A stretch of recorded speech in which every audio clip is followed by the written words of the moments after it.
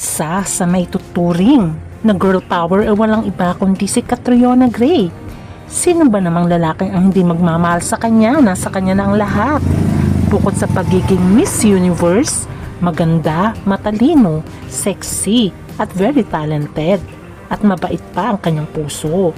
Kaya maraming nalungkot dahil hindi pa yata siya nakakahanap talaga ng lalaki magmamahal sa kanya.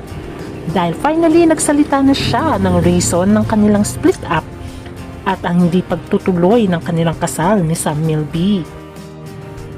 At for the first time, ay inilabas niya na ang kanyang saloobin at ang kanyang revelation sa totoong dahilan ng hindi nila pagtuloy ng pagpapakasal ni Sam Milby.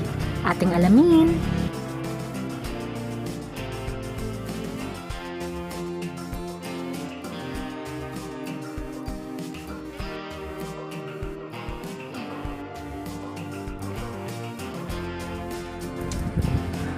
May tuturing si Catriona Gray na syempre crush ng bayan. Lahat naman ng kalalakihan ay talagang mai-inlove sa tulad niya. Dahil bukod sa napakaganda niya, isang beauty queen, isa rin siyang very talented at mapagmahal sa kanyang mga magulang. Sabi nga nila ay nasa kanya na ang lahat. Lalong-lalo na nang manalo siya bilang Miss Universe 2018. Talaga namang maraming humanga kay Catriona Gray at minahal siya ng masa. Pero bakit ganun na lamang hindi yata siya nasaswerte sa mga lalaking minamahal niya? Alam naman natin na una niyang naging boyfriend ay si Clint Bondat. At after ng Miss Universe ay inannounce na nga ni Catriona na hiwalay na sila ni Clint Bondat.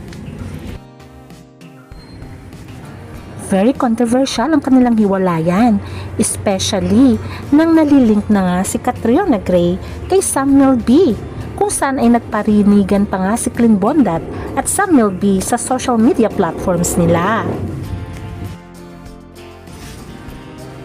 Before si Catriona Gray, sino-sino ba ang nakarelasyon ni Sam Milby?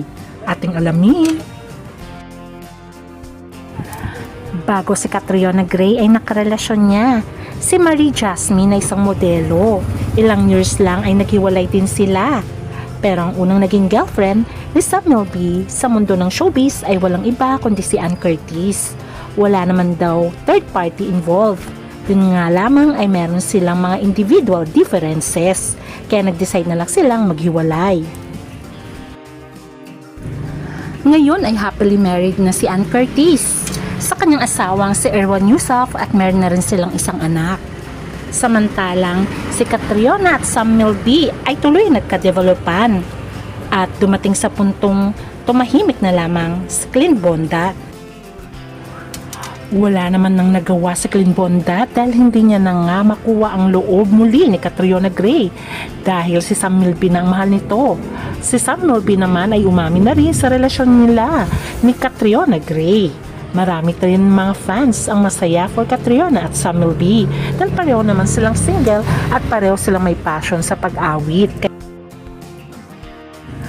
Maraming mga fans ang naging masaya kay Miss Universe 2018 dahil finally ay meron na muli siyang boyfriend na magmamahal sa kanya habang buhay. At ito ay walang iba kundi si Sam Milby. Alam naman ng karamihan na matagal din ang dating stage ni Catriona at Sam Milby year 2020 pa. At finally ay nagpropose nga itong si Sam Milby February 2023 kay Catriona Gray, kung saan ay maraming naging masaya dahil finally ay magkakaroon na ng forever si Catriona Gray sa katauhan nga ni Sam Milby. Maraming well-wishers sa kanila sa kanilang engagement.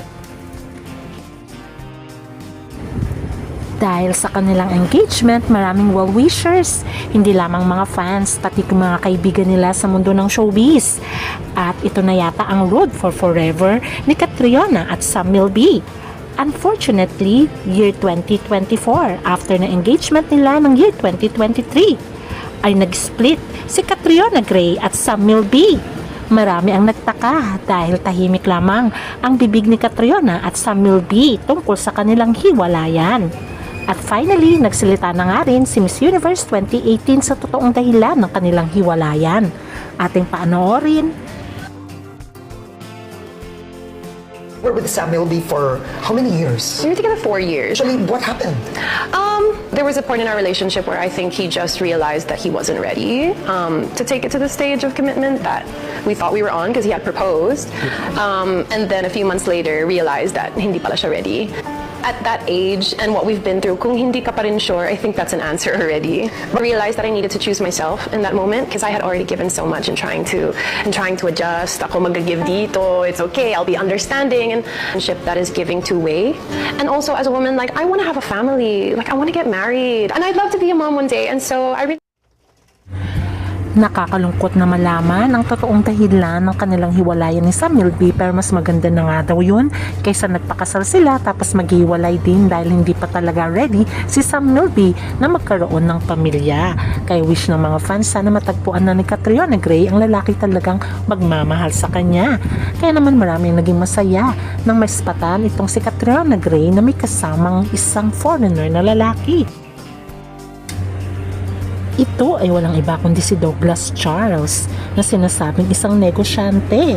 Kaya naman maraming naging masaya for Catriona Gray na maispatan silang magkasama. Sana siya na nga daw ang forever ni Miss Universe. Kaya abangan na lang natin ang susunod na kabanata sa buhay pag-ibig ni Catriona Gray. Please don't forget to like, share, and subscribe. Bye!